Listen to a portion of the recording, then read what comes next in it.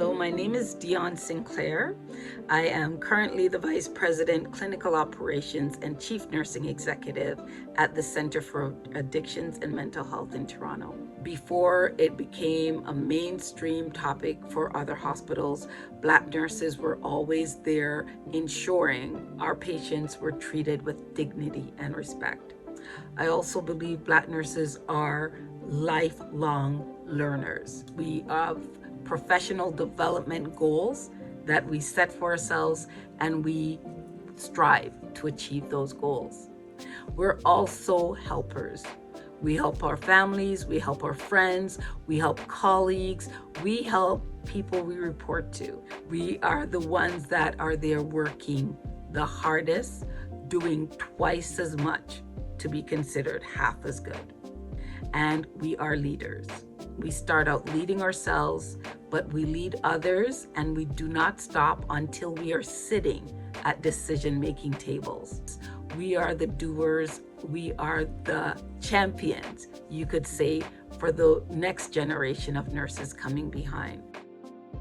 I have practiced nursing for more than 30 years, and I have been inspired by the contributions of many Asian and racialized Canadian nurses in nursing research, education, health system management, and access and equity policies.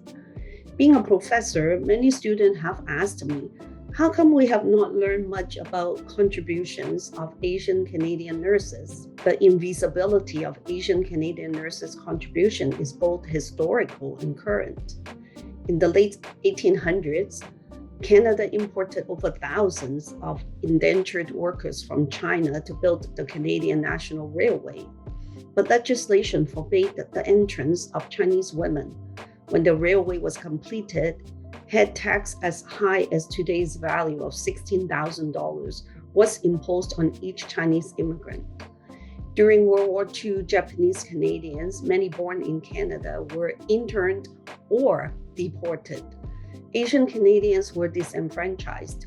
They were not allowed to vote or join any professional schools until after 1947. So Asian Canadians were excluded from nursing and other professional disciplines for a long time. Since the 1960s, more Asian Canadians have joined the nursing discipline. Yet unequal power relations within our Eurocentric discipline continues to render the contributions of Asian and racialized nurses invisible. There is a lack of systematic documentation of their contribution. However, advances in e-technology and social media have opened up ways for nurses of diverse social identities to unite and transform the discipline. I see many possibilities to collaborate and co-create a brighter future of nursing based on social justice and equity. Hello everyone, my name is Dr. Annette Bailey and I am Associate Professor with the Daphne Coxwell School of Nursing at Toronto Metropolitan University. And of recent, I am the Associate Dean of Graduate Studies and Internationalization in the Faculty of Community Services. I hold a PhD in Public Health Science, and for many years I have worked as a public health nurse with the City of Toronto. As a nurse, and especially as a Black nurse, I know I have a responsibility to contribute to social change.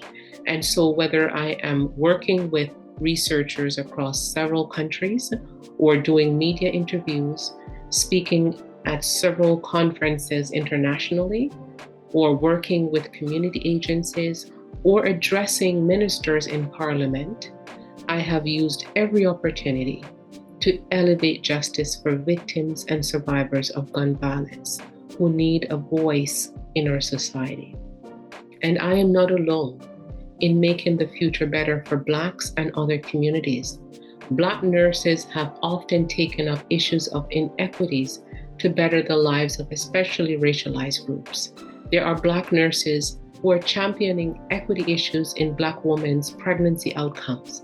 There are others advocating for better work experiences for Black nurses. And still, there are others working tirelessly to change unfair policies that sustain high incarceration rates for Blacks and Indigenous people. As well, there are others working to address racism at different levels of our society. Black nurses have also for many years been at the forefront of clinical training for nursing students and at the forefront of identifying the illness struggles of diverse patients while providing unique understanding of strategies to care for them. Black nurses have and continue to contribute to the development and the transformation of the nursing profession from their diverse and their unique passions and experiences. But unfortunately, they remain underrepresented in nursing leadership and decision making. But we know that every nurse makes a mark in nursing. These are the marks that make nursing a distinguished profession. So from wherever you've come to be here in this profession, you will also make your mark in nursing. And so I wish you the best as you make your mark in this profession that is dedicated to the service of humanity. Thank you. I have been in nursing for a very long time. I've been in nursing academia for a long time as well. And I have seen firsthand the many contributions of racialized nurses to all aspects of nursing, education, practice, research, and policy. And probably the most common factor among all these leading racialized nurses is that they believed in themselves. The secret to success is to not allow anybody to set limit for your success. Believe in yourself, and once you do that, I promise you the skies are the limits. As you can see, I myself is a racialized nurse who had a very successful career. I couldn't be prouder of where I am now.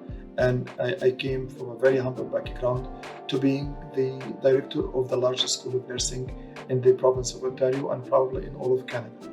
So once you pursue your dreams, once you believe in yourself, the skies are the limit, as I said. So keep dreaming. And I say this message not only to racialized nurses, I say it to every single nursing student in our program and outside of our program, because we are in it together.